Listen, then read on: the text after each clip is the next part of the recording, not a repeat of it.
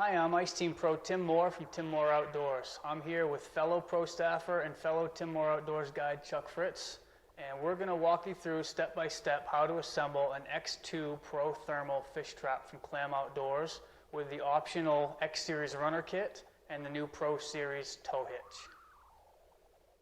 So the first thing we're going to do is we're going to unpack everything that we have and make sure we have all the pieces that we're supposed to have, and then we're going to begin the assembly process. Okay, so we've got everything laid out. All our parts and pieces seem to be here, and so we're going to begin the installation process or the assembly process. Now we have but we have accessories going on here, like I mentioned, the Pro Series tow hitch and the runner kits. Absolute first thing you want to do is install your accessories first, especially those runner kits. The easiest possible time to do them is going to be now before there's anything else mounted on this tub. And also with the Pro Series tow hitch, it's going to be easiest to get at those brackets, to drill them out and mount them. So we're going to do that first, install the runners and the brackets for the tow hitch, and then we'll begin the actual assembly process. Okay, so we've got the runner kit is almost completely on except for the end. So now what we're going to do is we're going to use a heat gun, and we're just going to heat these a little bit just to make them easier to bend down, drill out these holes, put in these last 6 screws, and the runner kit will be done. Okay, we got our runner kit installed. That was easy with 2 people, and with the shelter not built, it's just so much easier. Definitely do that first. Now we're going to install the new Pro Series hitch, and basically we just need a 3-inch drill bit, 3/8 inch drill bit, and we're just going to line up the support bar, which goes on the inside, and then the brackets go on the outside, and we'll show you how the hitch operates after that once we get it all installed. Okay, so now that we have our runner kit installed and the brackets are on for the tow hitch, it's time to start assembling our shelter.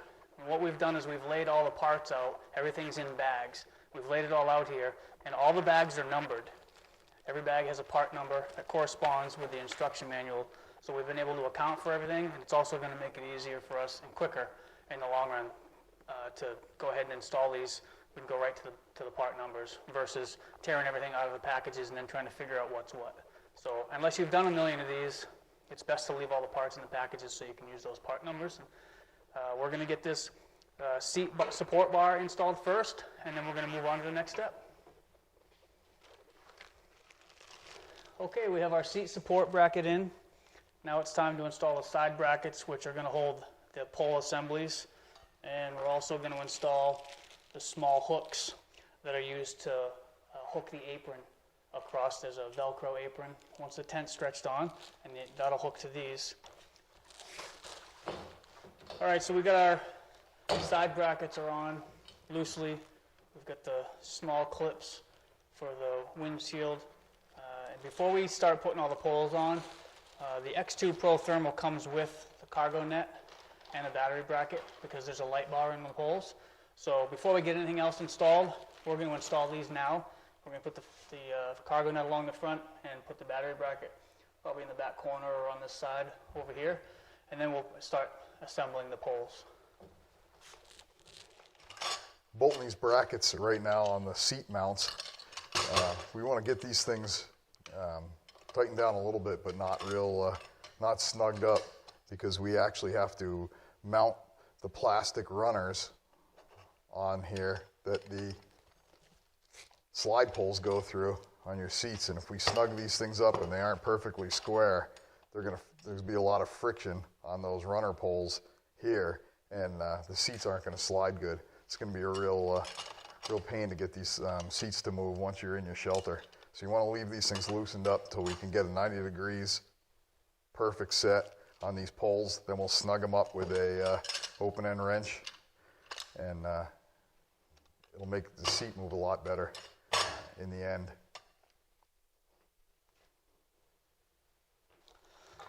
So we're installing these RPSX clips on the poles, and you'll notice that on one side there are these little buttons, and there's a hole on the back side of the poles, and that's to keep this clip in place so it doesn't spin. But over time, they might have a tendency to back out.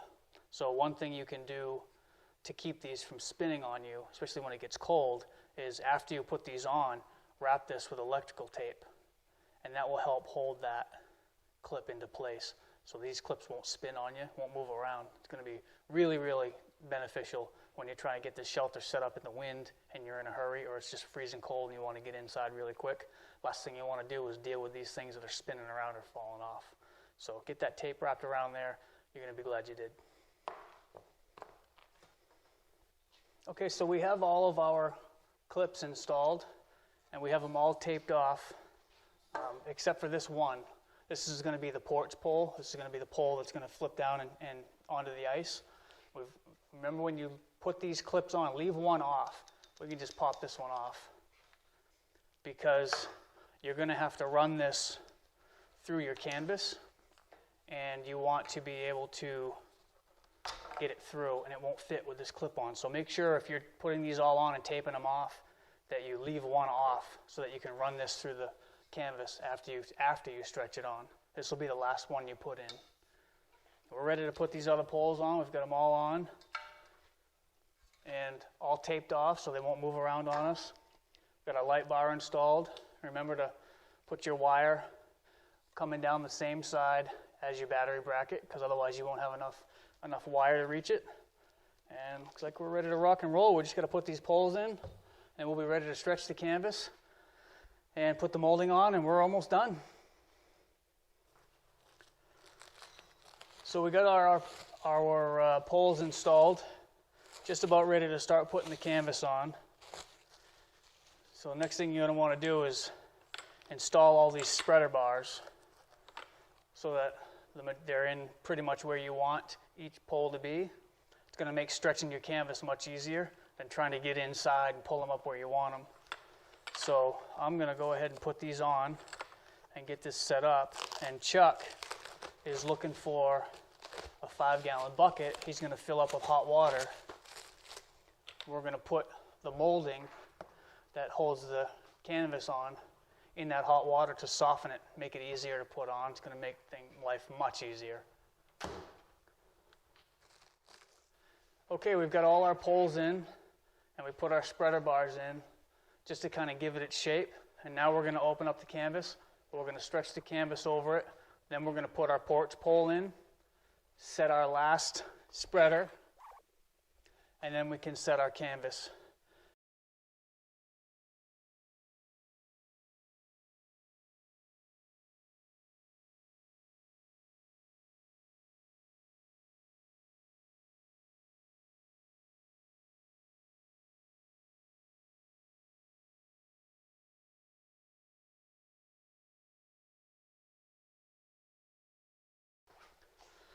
Okay, we got our canvas on. We get the porch pole in. We get the Velcro straps all secured. We're going to put in this front spreader bar and just tighten up this front. That's going to allow us to set the back. Really important when you set your canvas. What I mean by setting it is putting the molding on the back, which is going to affix the canvas to the back of your tub. That's going to determine how far down your front can come. I've seen people install their canvas on a slope, maybe a bowed floor or something like that. It's uneven and it comes up in the front. It's a little bit higher in the front. You set your canvas, you get out on the ice, which is flat, and your porch pole won't touch the ice, so you end up with a gap, however big. And then you have to pull your molding off, and then you've got all these holes in your canvas. So make sure you're on a good flat surface, like concrete floor like this one, and then go ahead and set your tent with the molding. We've got the molding kicking around here somewhere in a bucket of hot water to soften it, and we're inside. It's going to make life so much easier when we put that molding on there, because it's very stiff, especially in the cold. You can use a hair dryer or a heat gun to heat it up, but if you're outside doing this in the cold or in a place where there's no heat, it's going to stiffen up really quick. So keeping it in a bucket of warm water for 15 or 20 minutes before you put it on is going to make life a lot easier. And the screws are self-tapping, so we're just going to go along and work together, set it really fast, and we'll be done. It's going to be dark in here. You got to keep your hands to yourself.